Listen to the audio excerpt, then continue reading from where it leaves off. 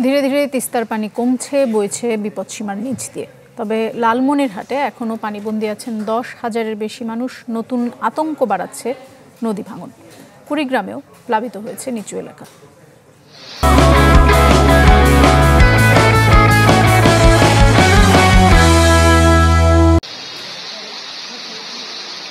তিস্তার পানি নামছে উত্তরের 2 জেলায়, তবে লালমনিরহাটে এখনও পানিবন্দী 10,000-এর বেশি মানুষ।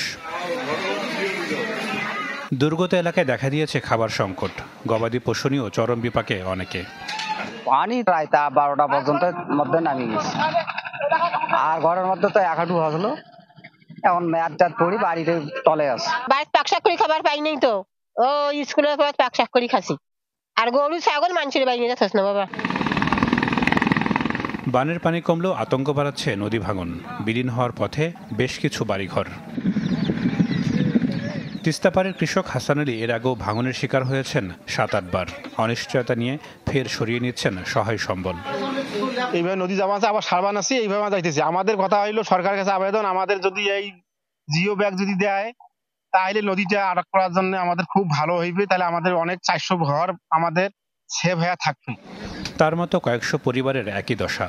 কোথায় মিলবে আশ্রয়, সেই দুশ্চিন্তা ভর করেছে চোখে মুখে।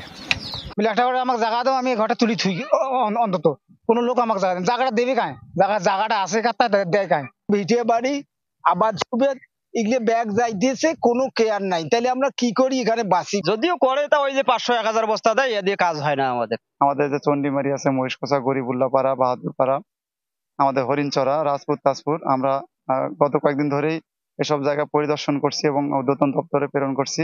কিছু কিছু জায়গায় আমরা কাজ বাস্তবায়ন করে যাচ্ছি।